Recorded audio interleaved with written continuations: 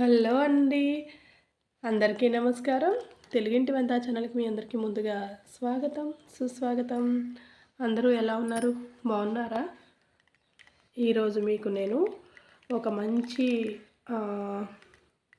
ఎలా చెప్పను, ఊరగాయ అనుకోండి, పచ్చడి అనుకోండి, మంచింగ్ అనుకోండి, ఏమైనా అనుకోండి, మీకు ఒక మంచి రెసిపీ, టేస్టీ యమ్మీ రెసిపీ చూపించబోతున్నాను. దాని పేరు ఏంటి అన్నది డీటెయిల్గా మీకు నేను ఈ వీడియోలో చెప్తాను, చూపిస్తాను కూడా. ఓకేనా ఫ్రెండ్స్? దానికంటే ముందు మీ అందరూ చేయాల్సింది ఒకటి ఉంది. ఏంటో తెలుసు కదండి. మీలో ఇంకా ఎవరైనా ఇదే ఫస్ట్ టైం నా వీడియో చూడటం అయితే ప్లీజ్ లైక్ చేయండి, సబ్స్క్రైబ్ చేయండి, షేర్ చేయండి, అలాగే పక్కనున్న బెల్ ఐకాన్ నొక్కి పడేయండి. ఓకేనా? ఈ విధంగా చేయడం వల్ల నేను చేయబోయే ఫర్దర్ వీడియో నోటిఫికేషన్స్ మీ మొబైల్లోకి వస్తాయి. సో మీరు ఇచ్చే ఈ చిన్న సపోర్ట్ మాకు బూస్టింగ్ అనమాట. మరి ఇంకెందుకు ఆలస్యం, నేను చేయబోయే రెసిపీ చూపిస్తాను, చేసిన రెసిపీ చూపిస్తాను. వచ్చేయండి. ఓకేనా ఫ్రెండ్స్? కమాన్. టచ్చడాయింగ్. ఇది ఒకటండి రెసిపీ. ఏంటి రెసిపీ అని చెప్పేసి క్లోజ్ చేసేసి ఉందని అనుకుంటున్నారా? లేదు, మీకు చూపిస్తాను. సొట్టిదుంప ముక్కలు.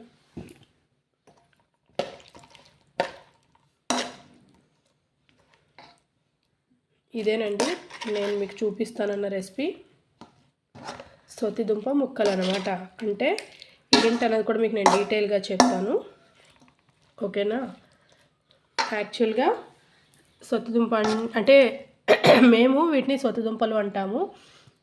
రాడిష్ అండి, అదే ముల్లంగి అంటారు కదా, అదనమాట. చాలామందికి తెలియదు సొత్తిదుంప ముక్కలు అంటే ఏంటి, సొత్తిదుంప అంటే ఏంటి, అదొక రకమైన దుంప ఏంటి అనుకుంటారు. బట్ అది అందరికీ తెలిసిందే. బట్ పేరు మారుతుంది అంతే, అంతకన్నా ఇంకేం కాదు. పేరు మాత్రమే మారింది. పదార్థం అయితే అందరికీ తెలిసిందే. ముల్లంగి దుంపలు ఉంటాయి కదా ఫ్రెండ్స్, వాటితో చేసిన రెసిపీ అనమాట. ఇది వేడివేడి పెరుగన్నంలోకి కానీ లేదా ఉట్టి అన్నంలోకి నూనె వేసుకొని కానీ తింటూ ఉంటే అద్భుత అనమాట. ఇంకా అనాల్సిందే ఎవరైనా కూడా. కావాలంటే మీలో ఎవరైనా ఇప్పుడు నేను చెప్పబోయే ప్రాసెస్ అంతా చేసి, ఇలాంటి రెసిపీ చేసి ట్రై చేసి తిని అప్పుడు చెప్పండి, అవునా కాదో, ఏమంటారు? సరే, అయితే ఇది ఎలా చేయాలి ఏంటి అనేది ప్రాసెస్ మొత్తం చెప్పేయమంటారా? వీటిని సొత్తు దుంపలు ఉంటాయి కదండి, అదే రాడిష్ ముల్లంగి దుంపలు, వాటిని ఫస్ట్ పీల్ ఆఫ్ చేసేయాలి. వాటికి అటు ఇటు తీసేసుకుని కట్ చేసేసుకొని వాటిని తొక్కలు తీసుకుని ఇదిగో పల్చగా ఈ విధంగా స్లైసెస్ లాగా చేసుకోవాలండి. మనం ఏ వెజిటేబుల్ అయినా కుకింగ్ చేసేటప్పుడు కానీ లేదా ఇలాంటివి ఏమైనా రెసిపీస్ చేసుకున్నప్పుడు కానీ వాటిని కట్ చేసే విధానం బట్టి కూడా టేస్ట్ ఖచ్చితంగా మారుతుందండి. సో వాటిని మామూలుగా సాంబార్లోకి వాటిలోకి అయితే వేరే మోడల్లో కట్ చేసుకుంటాం. ఈ రెసిపీకి మాత్రం డెఫినెట్గా ఇదిగో ఇలానే స్లైసెస్లను మాత్రమే కట్ చేయాలండి. అలా చేస్తేనే దీని టేస్ట్ బాగుంటుంది. ఆ విధంగా కట్ చేసేసుకుని వాటర్ లేకుండా చూసుకోవాలి. కడగకూడదు, ఒకవేళ కడిగినా బాగా ఆరే వరకు వెయిట్ చేయాలి. కట్ చేసుకున్న దాంట్లో మనం ఉప్పు, తగినంత ఉప్పు, పచ్చిమిర్చి అండి. కారం వేస్తే మనకి రెడ్డిష్ వచ్చేస్తుంది, మాకు రెడ్ కలర్ నచ్చదు. ఇష్టపడే వాళ్ళైతే పొడి కారం వేసుకోవచ్చు. ఇష్టపడినా కూడా పచ్చిమిరపకాయలు హాఫ్ ఆఫ్ ద కారం మాత్రం పచ్చిమిరపకాయలది ఖచ్చితంగా పడాల్సిందే. అప్పుడే దీని అసలైన టేస్ట్ మనకి ఎన్హాన్స్ అవుతుంది. సో పచ్చిమిర్చి మనం నిలువుగా కాకుండా అదే అడ్డగా కాకుండా నిలువుగా ఇలా కోసుకోవాలి. అంటే ఒకటిని రెండు చీరేస్తే సరిపోతుంది, నిలువుగా రెండు చీరికలా చేసేస్తే సరిపోతుంది. అండ్ అలాగే తగినంత సాల్ట్, పచ్చిమిర్చి, పసుపు వేసుకోవాలి. అలాగే లైట్గా ఆయిల్ వేసుకోవాలండి, ఎందుకంటే పచ్చిమిర్చి ఘాటు ఉంటుంది కదా, కడుపులో మండకుండా ఉంటుంది తింటే అన్నట్టు. అండ్ అలాగే ఏంటేంటి చెప్పాను, ఉప్పు, పచ్చిమిర్చి, పసుపు, అలాగే కొత్తిమీర మీ ఇష్టం, తినేవాళ్ళు ఇష్టాన్ని బట్టి వేసుకుంటే వేసుకోవచ్చు, లేదంటే లేదు. మా ఇంట్లో అయితే అందరూ తింటారు, అందుకనే కొత్తిమీర కూడా నేను ఇందులో యాడ్ చేశాను. అంతేనండి. ఇవన్నీ కలిపేసిన తర్వాత ఇందులో మెయిన్ ఇంగ్రీడియంట్ ఏంటంటే, అంటే మెయిన్ అంటే అన్ని వేటికి అవే మెయిన్ అనుకోండి, నిమ్మరసం అన్నమాట. తగినంత నిమ్మరసం కూడా వేసుకోవాలి.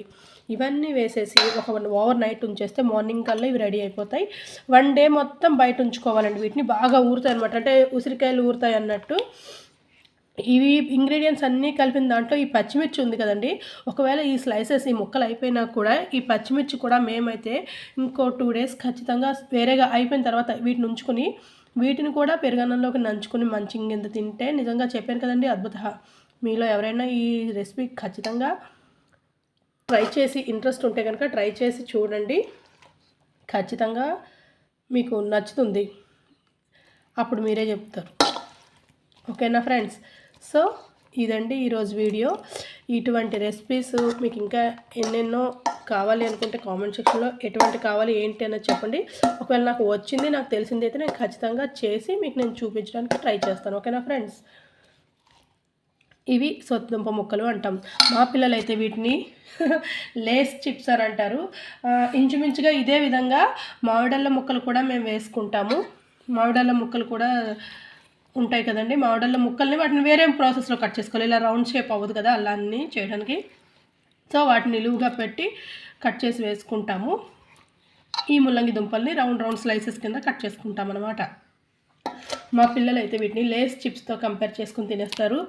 మేమైతే ఓన్లీ ఫుడ్లోనే కాకుండా ఉట్టినోడితో కూడా తినేస్తారు మా పిల్లలు. అటు నుంచి వచ్చి ఇటు నుంచి వచ్చి లేదా బౌల్లో వేసుకుని ఊరుకూరినే అమ్మ లేస్ చిప్స్లో ఉన్నాయి చిప్స్ అని పేరు పెట్టారు మా పిల్లలు అయితే. వీటికి లేస్, మామిడళ్ళ ముక్కలు అని చెప్పాను కదండి, వాటికైతే కురుకురే. అవి ఇంచుమించు ఈ రెండు షేప్స్ కూడా నాట్ టేస్ట్, షేప్స్కి సేమ్ అలానే ఉంటాయి. మామిడళ్ళ ముక్కలు అయితే కురుకురే షేప్లో, ఈ ముల్లంగి దుంపలు అయితే లేస్ చిప్స్ మోడల్ షేప్లో ఉంటాయి.